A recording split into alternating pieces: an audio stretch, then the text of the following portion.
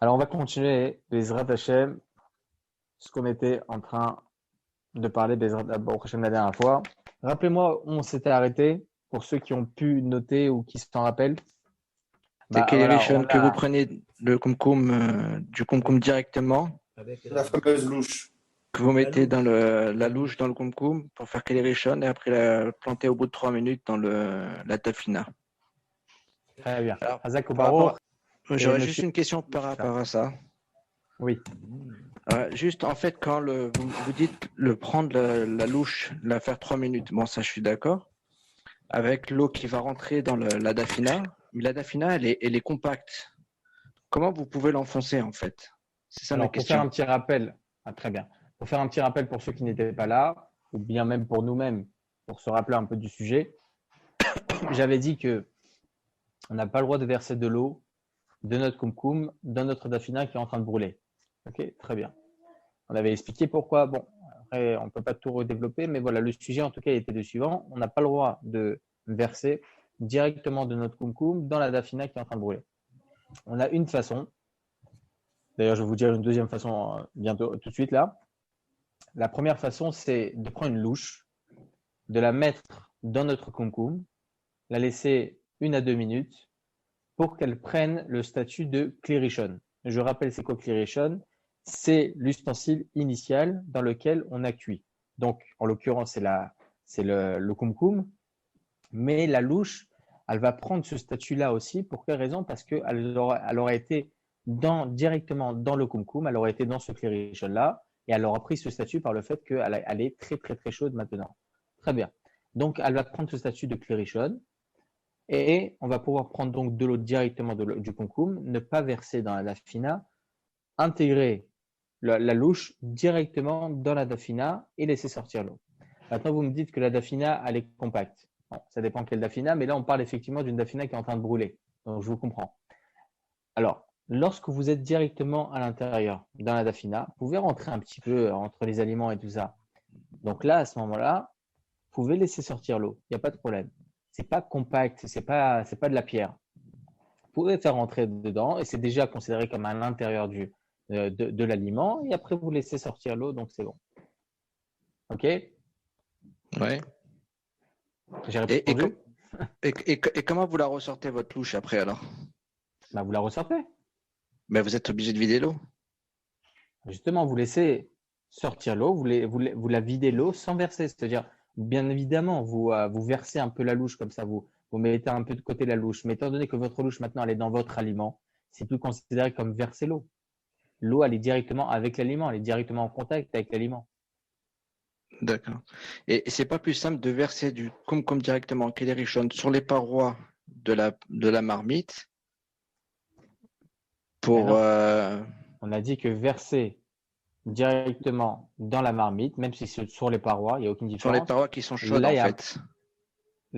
là, ça change rien parce que tout mon problème, moi, C'est c'est l'air qui va avoir. c'est l'air d'un millième de seconde. 1 millième de seconde, ça prend déjà un autre statut. Même si c'est une température ambiante de 80 degrés. On s'en fout de la température. C'est un statut. Le statut, il est qu'à partir du moment où je verse l'eau, là, c'est terminé. Je perds le premier statut qui était Clearition. Donc là, en fin de compte, lorsque ça va tomber dans ma marmite, l'eau, elle va cuire à nouveau. C'est un autre statut. C'est un peu compliqué à comprendre parce qu'on ne comprend pas vraiment la différence de température. Mais est-ce que vous avez déjà vu, lorsque vous versez de l'eau de votre kumkum, vous versez dans un verre, jamais, au grand jamais, l'eau va continuer à bouillir dans le verre. C'est impossible. Même une fraction de seconde, ça ne bouillira pas.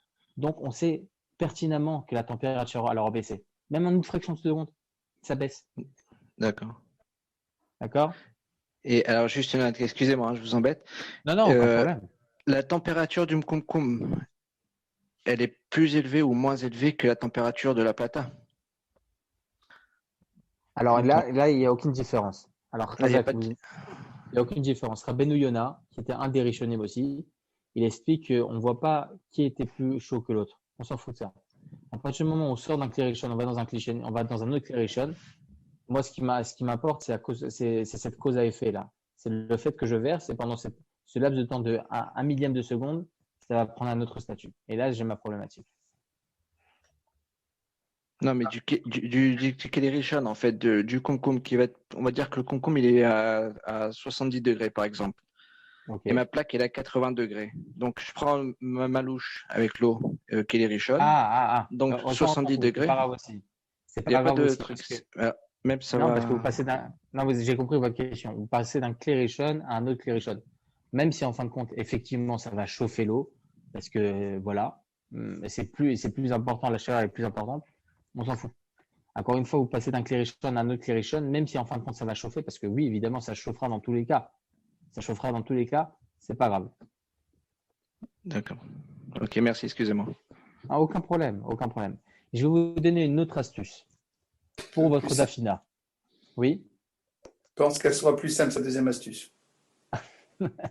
Alors, il faut être intelligent en fait la veille de Shabbat. C'est ça la deuxième astuce. Exact. Prends tes précautions. Les précautions, c'est quoi? Vous voulez pas non plus que votre dafina soit juteuse. Trop juteuse, c'est pas bon aussi. Bon, il y en a qui vont aimer, mais en général, on n'aime pas. Donc, on veut pas mettre trop d'eau. Mais on ne sait pas combien d'eau il faut mettre. On est toujours cette. Voilà, bah, on a toujours on ne sait pas combien d'eau il faut mettre. Donc, la solution est la suivante. Et ça, je vous le dis, et ça, je le fais chaque Shabbat. Vous prenez un sachet cuisson. On parle gastronomie maintenant, hein, messieurs. Vous prenez un sachet cuisson. Vous mettez de l'eau à l'intérieur, la veille de Shabbat. Vous prenez ce sachet cuisson avec l'eau. Vous fermez bien évidemment votre sachet cuisson. Vous le mettez dans votre marmite. Vous le laissez comme ça pendant Shabbat. Si vous voyez pendant Shabbat que votre dafina est en train de brûler, vous percez le sachet et c'est bon. Parce que là, le sachet il est dans le clairichon. Déjà, il n'y a plus de problème. Il est cuire ensemble. Compréhensible? Tout à fait. Léon, je parlais gastronomique là. C'est pas des règles à l'arrêt. Ça marche. C'est bon, très bien. Bon, voilà, c'était la deuxième solution. Voilà, c'est la deuxième solution. Et une troisième solution, c'est pas du tout raciste ni rien. Vous pouvez demander un ashkenaz. Pourquoi? Parce que les ashkenazim, eux, ils permettent de verser directement du kumkum à l'intérieur. Okay, c'est pas un non-juif non plus, mais on a le droit de demander à un ashkenaz de faire pour nous cette mélacha-là, parce que pour lui, c'est pas interdit de verser du kumkum dans la marmite. Eux sont le rama. Lorsque je verse du kumkum, même s'il y a un laps de temps qui est très pour l'ashkenaz, alors et pour le goy, lui aussi n'a pas cette halakha sur lui. Amir et les goy, on pourrait le faire alors ou pas? Alors exactement. Alors c'est exactement ça. À partir du moment, le Pri Megadim, c'était un des Acharonim, Rabbanim contemporains, il y a à peu près 350 ans, 400 ans. Il dit comme ça, le Pri Megadim, que lorsqu'il y a une divergence d'opinion, que ce soit dans les Rishonim, donc il y a 800 ans, 900 ans, ou bien dans les Acharonim, les Rabbanim contemporains, en général c'est plus dans les Rishonim, lorsqu'il y a une divergence d'opinion, il y en a certains qui pensent que c'est permis, il y en a d'autres qui pensent que c'est interdit. Même si Rabbi Yosef Karo dans le Shulchan Aruch tranche la halakha que c'est interdit, on aura le droit de demander à un non-juif pendant Shabbat de faire pour nous ce travail-là. Pour quelle raison? Parce que pour certains, c'est permis. Donc, en fin de compte, je vais vous expliquer la racine de l'interdit de demander à un non-juif. On le verra, Be'ezrat Hashem, quand on arrivera sur cette halakha. Mais c'est important tout d'abord que je vous introduise cela pour que vous compreniez la halakha que je viens de vous dire. Grâce à votre question, Monsieur Cohen. Il y a écrit 4 raisons pour l'interdit de demander à un non-juif pendant Shabbat. Première raison se trouve dans Rachid, dans le traité Avodah Zarah. Rachid nous dit Mimetzo chefzecha vedavar davar. Il y a écrit comme ça dans Ishaïa. C'est le prophète Ishaïa. Il dit le prophète que Mimetzo chefzecha, c'est-à-dire que toutes tes actions et en général ce que tu fais en semaine ne doivent pas être similaires aux actions que tu fais le Shabbat. Mais Metzor Heftsacha, ça c'est ce qui a écrit, mais Metzor Heftsacha. Vedaver Davar, il explique, Rashi, c'est quoi? La même chose par rapport à ta parole. Ta parole ne doit pas être similaire à celle de la semaine. Qu'est-ce que tu appelles une parole qui est similaire à celle de la semaine? Tu es obligé de changer de langue? Non. Une parole qui est similaire à la semaine, c'est tout ce qui n'est pas en relation avec Shabbat, il t'est interdit de parler. Bien évidemment, on ne va pas commencer à faire le jeûne de la parole. Évidemment, on a le droit de parler de 10 000 choses et de kiffer avec ses copains et sa famille, évidemment. Mais on ne parle pas de ça. Lorsqu'on dit Vedaver Davar, c'est quoi? C'est À partir du moment où tu dis, imaginez-vous, je dis à un non-juif, s'il te plaît, allume-moi la lumière. S'il te plaît, allume-moi la lumière. Le terme allumé, le terme allumé, c'est en relation avec la semaine parce qu'il m'est interdit à moi d'allumer quoi que ce soit le Shabbat. Donc, c'est similaire à la semaine. C'est pour cela que pendant le Shabbat, je n'ai pas le droit de demander quoi que ce soit à un non-juif parce que c'est assimilé à la semaine, étant donné que je lui ai demandé de faire pour moi un travail interdit. Ce sont des paroles qui sont assimilées à la semaine. Très bien. Ça, c'est la première raison de Rashi qui se trouve dans le traité Avodah Zarah. Deuxième raison, aussi de Rashi. Rashi, c'est à peu près il y a 1100 ans. Hein. Il habitait à Troyes d'ailleurs. Rashi, dans le traité Baba Kama, il nous dit la chose suivante. Baba Metzia, pardon. Traité Baba Metzia. Il nous dit la chose suivante. Il nous dit, il faut savoir que lorsqu'une personne, elle veut marier, lorsqu'un homme, il veut marier une femme, avant, il se trouvait dans des villes différentes, dans des pays différents, et c'était très, très difficile d'avoir accès à d'autres pays. Il fallait des jours et des semaines pour arriver. Il ne voulait pas attendre autant. Il voulait marier une femme. Par exemple, il habitait, je ne sais pas, en France et cette femme-là était en Israël, n'importe. Alors, il pouvait demander à une personne de faire pour lui d'avoir cette responsabilité de le marier à sa place. Qu'en fait, lui, il veut se marier avec cette jeune femme, ok? Alors, il aura le droit de lui demander, vas-y, marie-la pour moi. C'est-à-dire que moi, j'ai envie de me marier avec elle, tu lui donnes les kiddushin, tu lui donnes la bague, tu lui donnes ce qu'il faut. Voilà, est-ce que tu es prête à te marier? Très bien, on signe le shtar, on signe donc l'acte de mariage, et tout ça, tout était nickel. On pouvait faire ça donc avec un envoyé. Mais attention, il y avait certaines choses qu'on ne peut pas faire par un non-juif. Il faut savoir qu'il y a écrit comme ça, En shlichut lagoy. On ne peut pas demander à un non-juif de faire pour nous une responsabilité, de faire pour nous quelque chose. Ça n'existe pas. Parce qu'il faut savoir que lorsque je demande à une personne de faire pour moi quelque chose, c'est comme si c'était ma propre main. Shaliach Adam Kemoto. C'est-à-dire que mon shaliach, mon envoyé, c'est comme si c'était moi.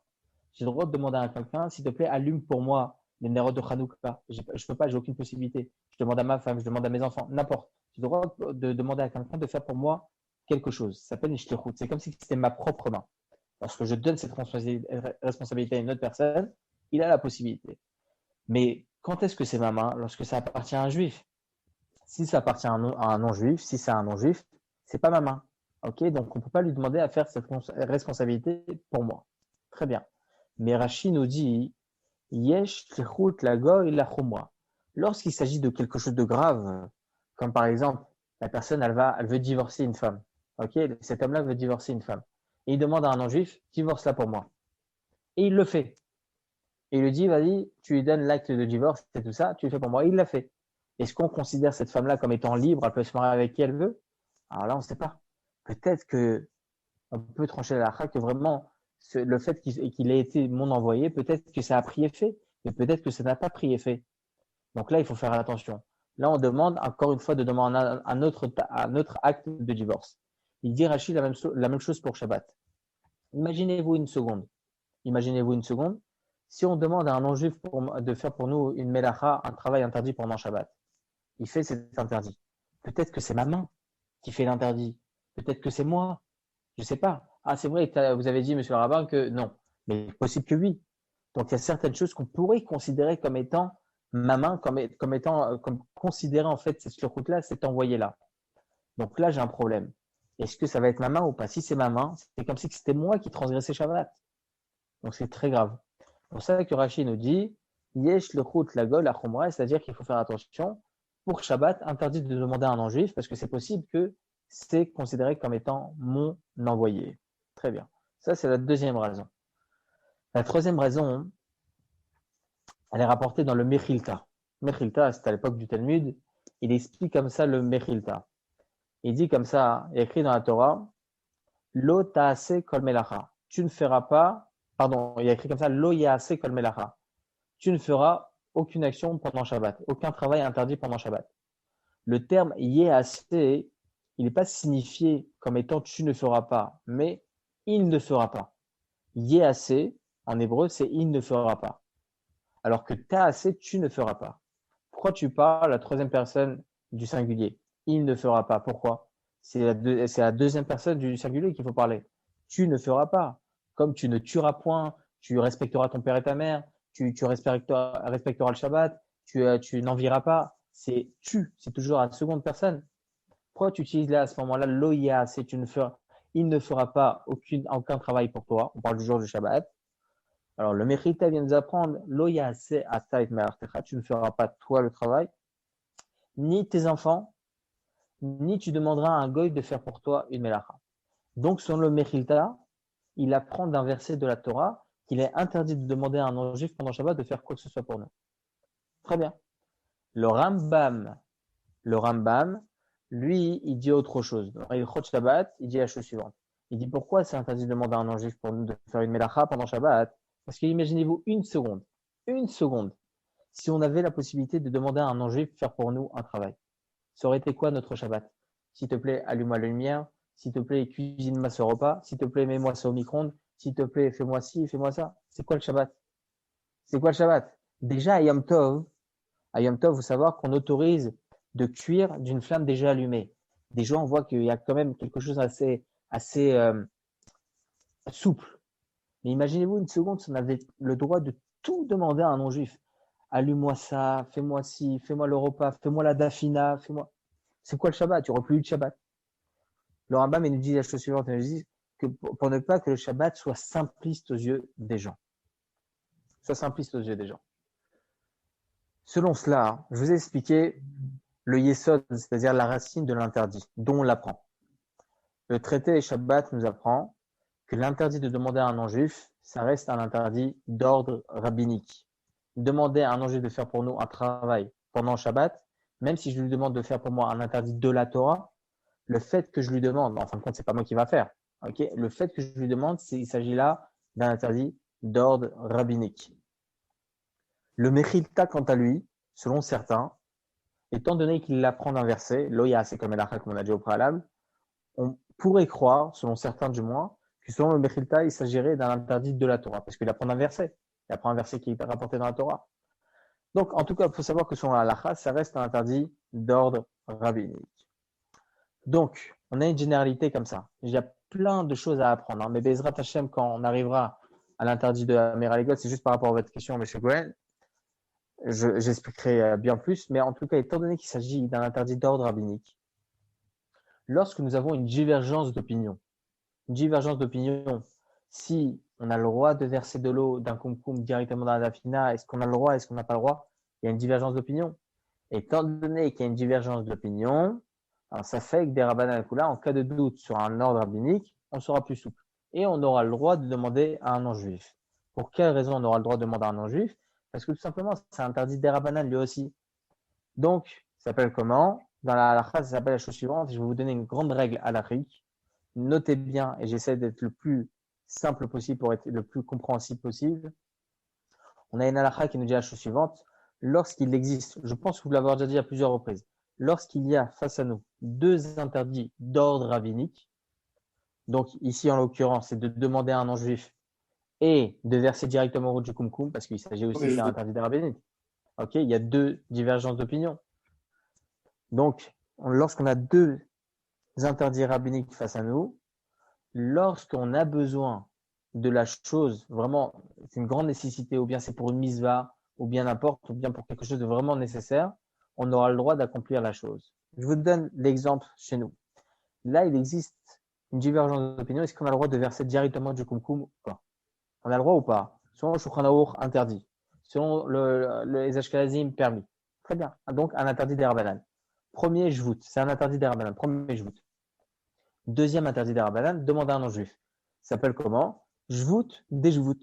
Interdit des Rabbanan plus interdit des Rabbanan. Jvout, des jvout. Bimkom misva. Dans le cas d'une misva, j'ai besoin pour un misva de Honek Shabbat, pour kiffer le Shabbat. J'ai envie de kiffer, j'ai pas envie de manger une dafina brûlée. Alors là, dans ce cas-là, on pourra permettre. C'est pour ça qu'on a le droit de demander à un non-juif de faire pour nous cette melacha-là.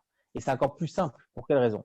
Parce que selon la raison qu'on a dit au préalable, que le problème, c'est faut pas dire des choses qui sont interdites de ma propre bouche, des melachot qui sont interdits. Pourquoi tu dis que c'est interdit? Selon lui, c'est permis. Donc, c'est pas assimilé à la semaine. Selon lui, c'est permis. Donc, tu vois que selon le Rama, selon les Ashkenazim, c'est permis. Donc, le fait que tu lui demandes, il n'y a pas d'interdit. Même toi, tu aurais pu le faire si tu avais été Ashkenaz. Donc, il n'y a pas d'interdit. C'est pour cela qu'on a le droit de demander à un non-juif de verser de l'eau directement du kumkum dans notre dafina. Voilà, en espérant avoir répondu à votre question. Parfait. Très bien. D'autres questions sur ce sujet? Alors, effectivement, on était par rapport au kumkum, est-ce qu'on a le droit de verser, pas verser, etc. Bon, on a bien compris que c'était interdit. Très bien.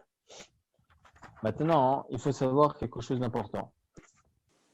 On avait parlé dans les cours précédents par rapport à comment on fait du thé pendant Shabbat. Comment on fait du thé pendant Shabbat? On avait expliqué sur la Mishnah, la Gemara, etc., que on avait le droit de cuire, on avait le droit, pardon, de réchauffer un plat qui avait déjà cuit au préalable. Le problème du thé, c'est que ça a juste séché. Ok, étant donné que ça avait juste séché, ce sont des plantes à l'intérieur qui ont juste été séchées, donc ça n'a jamais cuit. On n'a pas le droit de verser directement du kumkum dessus. Pourquoi? Parce qu'on avait dit que lorsqu'on verse directement du kumkum, là, ça va cuire. C'est pas comme si ça avait été dans le kli-sheni. Pour rappel, on avait dit que le kli-sheni, ça ne peut pas cuire. Ça veut dire que si dans l'absolu, vous prenez une assiette de dafina, ok, vous l'avez versée directement dans votre marmite, vous avez une assiette de dafina, vous avez le droit de mettre par-dessus du paprika, vous avez le droit de mettre par-dessus du poivre et du sel, il n'y a aucun problème. Aucun problème. Ok? Pourquoi? Parce que le kli-sheni, le second ustensile, là, on verse l'aliment ou la boisson, ça ne peut pas cuire. Ça ne peut pas cuire. Très bien. Et ça, même si l'aliment en question, il fait 80 degrés, on s'en fout. Mais de verser directement sur l'aliment, ok, qui n'a jamais cuit, là, c'est un problème. Il y a écrit comme ça dans l'alra, irouille mais vachel qui est des clipas. C'est-à-dire que lorsque l'on verse directement du kumkum, alors ça va cuire un peu. Ok, ça va cuire un petit peu. Donc, on va transgresser un interdit à ce moment-là. Mais par rapport au thé, c'est encore plus difficile que ça. Pour quelle raison? Parce qu'il faut savoir qu'il existe certaines substances qui peuvent être cuites de manière plus facilement, beaucoup plus facilement. Le Mishnah Berurah, il nous apprend quels sont les aliments qui peuvent être cuits rapidement et facilement. C'est ce qu'on appelle kalé abichoul dans la halakha. Son jargon halachique, c'est kalé abichoul. Ce sont des aliments qui peuvent cuire très rapidement et très facilement. Le Mishnah Berurah, il nous apprend par exemple les choses qui sont tout molles, ok, comme des plantes, ou bien des choses tout coupées finement, comme du poivre, du sel, etc. Tous ces trucs-là, selon le Mishnah Berurah, c'est interdit même de mettre dans un kli-sheni. Même si vous avez votre plat de dafina, vous versez dans une assiette, selon le Mishnah Berurah, selon les Ashkenazim, interdit de mettre dessus du poivre, etc. Pour quelle raison? Parce qu'il s'agit des kalé abichou, ce sont des aliments qui peuvent être très facilement cuits. Donc, même dans votre assiette qui se trouve, donc c'est un kli-sheni votre assiette, même là, étant donné que la température ambiante de votre plat, il est très, très, très chaud, ok, il est très important, donc là, effectivement, ça peut cuire même dans un kli-sheni. Le Rav Ovadia Yosef Zechrono Livracha, il tranche pas comme ça. Il dit effectivement, il y a certaines choses qui peuvent cuire très facilement. Mais tout ce qui est épices, il n'y a aucun problème. Le sucre, déjà ça a déjà été cuit, donc il n'y a aucun problème. Le sel, le poivre, le paprika, n'importe, toutes les épices, vous pouvez les mettre de l'origan, n'importe, vous pouvez mettre dans votre assiette, vous avez versé directement dans votre assiette. Dans votre assiette, vous pouvez mettre ce que vous voulez, même si ces condiments n'ont jamais été cuits au préalable. Ok? Mais le sachet de thé, il est problématique. Le sachet de thé, effectivement, il y a des herbes à l'intérieur qui n'ont jamais cuit. Et là, effectivement, on peut les considérer rentrant dans cette catégorie-là d'aliments qui n'ont jamais été cuits, mais qui peuvent cuire très facilement. Donc, le Rav Joseph, il dit la chose suivante. Il dit, c'est bien d'être plus strict. C'est ce qu'on avait dit. C'est bien d'être plus strict, de verser de l'eau dans un verre, de l'eau bouillante dans un verre, donc directement du kumkum dans un verre, et le verre versé dans un autre verre pour pouvoir mettre là-bas son sachet de thé. Là, c'est évident, selon tout le monde, vous n'allez pas avoir de cuisson qui va être fait. Mais pour le Mishnah Berurah, Mechila, pour le Mishnah Berurah, je ne comprends pas. Je ne vois pas trop comment on peut verser de la marmite directement dans l'assiette. Il y aura toujours une louche. Donc la louche, ce sera déjà un keli-sheni. Donc lorsqu'on verse dans l'assiette, ce sera un shlishi. Là, ce n'est pas le derrière de verser dans l'assiette. Ça, si vous laissez votre louche 1 à 2 minutes. Mais pour les Ashkenazim, Bichlal, pour les Ashkenazim, il faut savoir que la louche, elle est considérée déjà au préalable déjà comme le klérishon. Étant donné que vous mettez directement dans votre marmite, sans eux, ça reste le klérishon. Ah, ok, très bien. Ça, c'est les Ashkenazim. Ça, c'est vrai que je ne l'avais pas dit. Mais en tout cas, pour finir sur ça, parce que, attendez, voilà, je donne cours dans 3 minutes. Bon, Bezrat Hashem. En tout cas, pour essayer de comprendre, qu'est-ce qu'on appelle des aliments qui cuisent rapidement? J'ai envie de savoir, monsieur le rabbin, j'ai envie de savoir. On a dit que même dans une assiette, ça peut cuire. C'est chaud, c'est très brûlant. Qu'est-ce que j'ai le droit de mettre dessus? Qu'est-ce que j'ai pas le droit de mettre dessus? On me dit qu'il y a des bichoux, on me dit des aliments qui peuvent être cuits très facilement. C'est quoi? Alors, vous me dites le poivre, le sel, le paprika, tout ça, il n'y a aucun problème. Alors, c'est quoi? Le Dvoat Shamesh, c'est le Rav Shalom Messas. Il rapporte un paramétrage très intéressant. Il dit tout ce que en semaine, on n'a pas l'habitude, tout ce qu'en semaine, en général, on fait cuire l'aliment en question dans un klérichon. Alors là, pendant Shabbat, on aura le droit de le mettre directement dans un klisheni, sans aucun problème. Parce que c'est pas la façon de cuire. C'est comme un changement de situation, un changement de comment je vais cuire l'aliment en question. En général, vous mettez où votre poivre, votre sel, etc. Dans votre marmite directement. Donc là, il n'y a aucun problème. Alors que les œufs, il y en a certains qui font des œufs à la coque. Ok? Les œufs, il faut savoir qu'avant, avant les époques précédentes, lorsqu'ils voulaient faire des œufs à la coque, ils ne savaient pas 5 minutes, 6 minutes, 7 minutes, combien de temps on devait les cuire. C'était difficile, il y avait du feu, etc. Donc, c'était assez compliqué de connaître la température. Alors, comment ils faisaient? Ils prenaient de l'eau chaude, assez chaude, qui avait chauffé. Ils mettaient dans un récipient. Ils mettaient l'œuf à l'intérieur, ils laissaient quelques minutes. Faites-le. En 5-6 minutes, vous allez avoir un œuf qui va être à la coque. Donc, étant donné qu'un œuf, avant, même si aujourd'hui, c'est plus comme ça, avant, ils faisaient cuire de cette façon les œufs pour qu'ils deviennent à la coque. Donc, les œufs ils sont considérés comme étant kalibichoul. Donc, c'est pour cela qu'un œuf, on n'aura pas le droit de le mettre, par exemple, vous voulez faire un œuf cru dans votre plat. Si votre plat, il est très, très, très, très chaud, alors vous n'avez pas le droit de le mettre directement dans votre plat. OK? Ok. Si vous avez des questions, je vous laisse, je suis un petit chou pour vous laisser. Vous pouvez me poser des questions, n'importe quelle question. J'ai encore 2 minutes, c'est bon. Encore 2 minutes. N'importe quelle question sur n'importe quel sujet, sur le cours, on apporte. Allez-y, sans aucun problème. Merci. Voilà. En tout cas, bonne soirée à tous. Bonne soirée, Rav. Et Bezrat Hashem, on se revoit demain. À demain. Ok? À demain. Et Kol Tov. Bonne soirée. Bonne soirée.